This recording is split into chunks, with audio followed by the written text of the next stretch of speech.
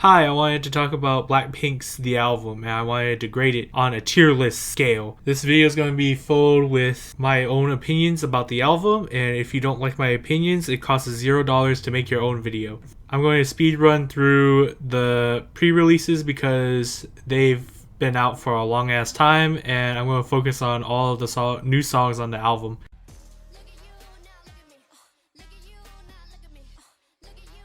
How You Like That is probably my least favorite track on the album. It's even when it released as a pre-release, I was just so bored of it the entire way through. And like the more I listened to it and like the more it got kind of blasted in my face via Twitter, you know, it just got more and more boring. It's just the same Teddy formula of D times 4 and Kill This Love that worked all in the past, and now it's here. It's a song and it's a pre-release. It gets people hyped. You know, it did its job for a pre-release, but I just wished more from waiting for a long ass time for like a year or so and having it just the same as thing, you know?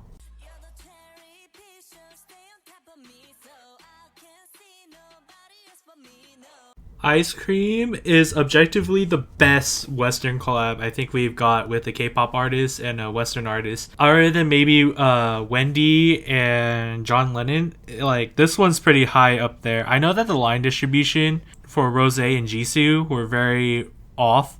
Like they didn't sing the song at all, and how we didn't get any promotions for Ice Cream. They didn't get like Selena's lines or anything. But to be fair, the other collaboration that they did was with Dua Lipa, and let's all be honest, that was just a fucking Dua Lipa song, and her label was just like, hey, Blackpink's big right now, so what if we just give it to YG and add Blackpink to it? And Dua Lipa was like, yeah, sure. In general, I think for the song itself, for me personally, I think it's not my cup of tea for a Pink concept, but I appreciate it for being a actual collab and not just either a rap feature, which I'll talk about later, or just like a Halsey or Sia situation where Selena was just singing the same lines as one of the other members. So in that front, I appreciate it.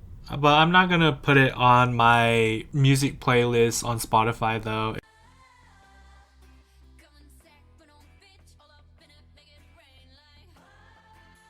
This is how I feel when I'm listening to Pretty Savage.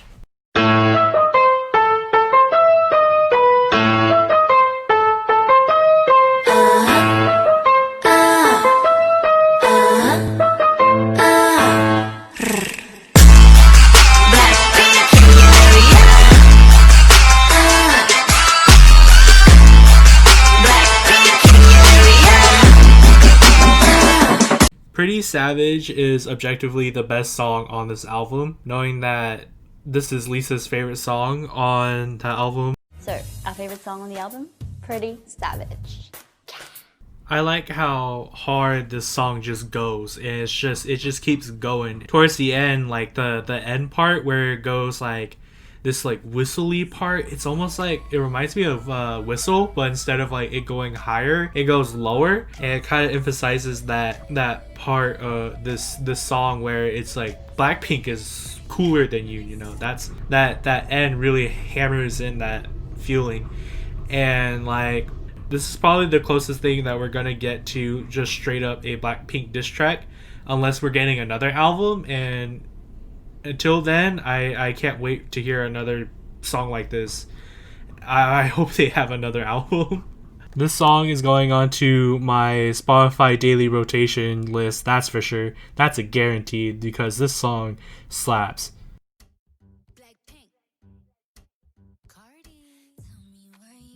Bet You Wanna featuring Cardi B is an example of the Western rapper feature, and you know, that's fine. It's completely fine to have just a Western feature like that because you know, that's what we do here in America as well. So it's fine. It's just I wish there was more. I wish there was more substance than just a straight up just Cardi just has a rap part and then she says Blackpink in the beginning.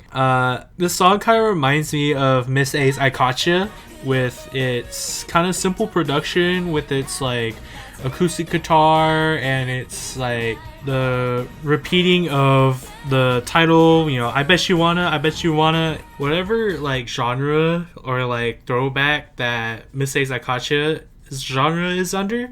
That's probably what I would categorize Bet You Wanna, because like they have like a similar vibe. It's not really the same like type sounding. Like they don't sound similar at all, but like the vibe of this, it's like both of them are really catchy. Like that's what caught my ears, and I really like Miss A's I Gotcha. So in turning that around, I like Bet You Wanna a lot, and my favorite part is actually probably the chorus and just how it's just so it's a fun song.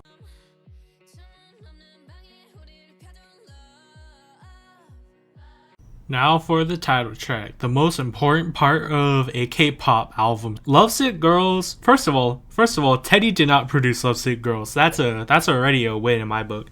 Alright, so anyway, second of all, Lovesick Girls is kind of like a mixture of Blackpink's black and pink concept. It's kind of more of like a lighter pink than a black concept, but I think it's really like a mixture of those two.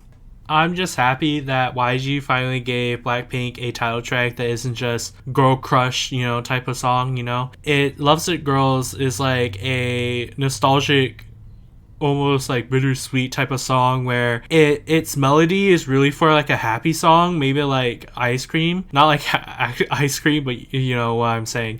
It's like it's supposed to be happy, but at the same time, like there's like Blackpink is singing about fucking heartbreak and toxicity and how these like group of girls are in like these type of relationships, and it's really that conflicting of like the melody and like the lyrics, and just in general it's so good. It feels great to finally have a Blackpink song that's just not a Blackpink title track song that's not just generic kind of how dare you do this to me and I'm gonna dance it off type of song, I think this song is worthy of adding to my Spotify playlist of my daily rotation, along with Pretty Savage and Bet You Wanna. And I will tell you this now, that I think Lovesick Girls is gonna age really well. Like I think most of the songs that follow this 80s nostalgic type of stuff, I think they're all gonna age well, and I'm glad that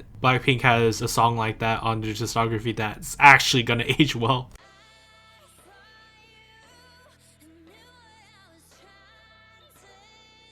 Crazy Over You, I don't really have a lot to say about Crazy Over You. It's kind of like, it's really the title track, the quote title track of this song. Like if Lovesick Girls wasn't the title track, it'd probably be this one. The only really thing that I can really talk about is Jisoo's like e part. I think that part I like personally, but like the rest of it, this song in general, I think this is probably going to be just a sleeper, not even a sleeper hit. I think this is probably going to be forgotten. Like I already forgot how the melody even goes, It's fucking like I listened to this entire album like before recording this again, and like it's just so like nothing really sticks. Like at least like How You Like That, I can remember it for like that, but I can't remember anything about this song. It's probably the most weakest song on this album, I had to be honest. It's not my least favorite, because How You Like That is my least favorite, but it's like definitely like a little bit higher than How You Like That on my like least favorite, just because it's just nothing.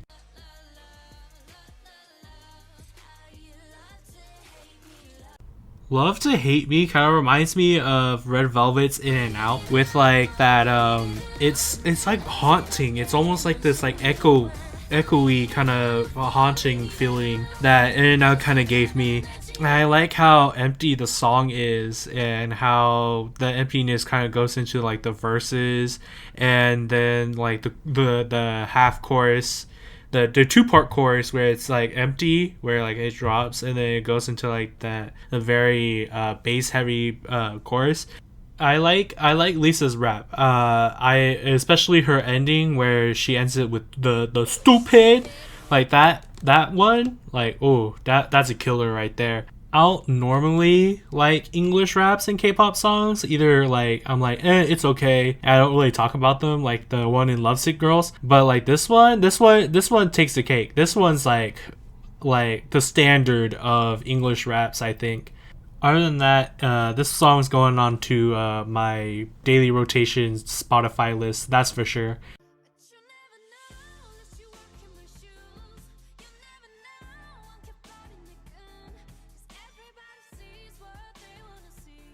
Alright, last song. You Never Know is probably the best produced song on here. That's just me as a K-pop stan that doesn't know anything about music. It's the ballad of this album, the closest thing where we're getting to a ballad. Cause man, those vocals, man, those like you can feel the emotions in all the girls' voices. Like, oh my god, it. Like hearing it over again and knowing that it's really about like you don't know about the other side of another person because you don't acknowledge that side. It fucking hurts knowing how much they had to go through and shit, especially Jennie. The only like main gripe about this song I really have is the fact that it kind of feels like it just drags along, but I think that's just the fact that this is almost 4 minutes compared to the rest of the songs on this album that are at tops 3. But like the end, like when it starts going to the end and it goes downwards and then it spikes up again with the piano and the violin. Oh my god, dude, it's so it hurts. I had to like when that happened like for the first time, I took like a double take because I was like, oh damn. I wouldn't say that this is, I think this is an exception of my daily music playlist Spotify list, because I don't know if I can really listen to a sad song all the time, but this is a fucking really good song.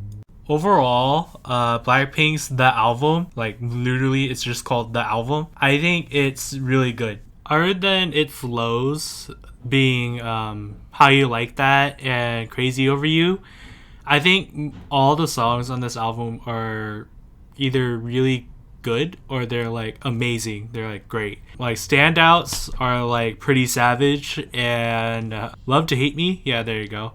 Those two are definitely like high up there. And Lovesick Girls, I think Lovesick Girls is a really good title track for Blackpink. How it's really catching on to this nostalgic wave going through the music industry right now. And I think Lovesick Girls is going to age pretty well. I'm just happy to see all the girls again. You know, Lisa, Jennie, Rose, Jisoo. I'm just so happy to see them out and about doing promotions again. I still don't know how to feel how the only live stages that we've really seen are just from How You Like That era. I really hope that we get live stages for Lovesick Girls, but if we don't, we don't, because the whole everything going on. So, you know, it's fine, it's whatever. I'm just sad that the only live stages that we've gotten right now are just from How You Like That, and like I said earlier, I don't like How You Like That. From a tier list scale from F to S tier, I'm gonna give Blackpink's The Album an A tier. I think the tracks that really drag it down are How You Like That and Crazy Over You. Other than those two, I think the entire album's really fucking good. And I think this album's gonna age really well in Blackpink's discography. And I'm just gonna hope and pray that we're gonna keep getting content from Blackpink and that this is not their first and final album. Alright, that's gonna be about it from me. Pink is never sus.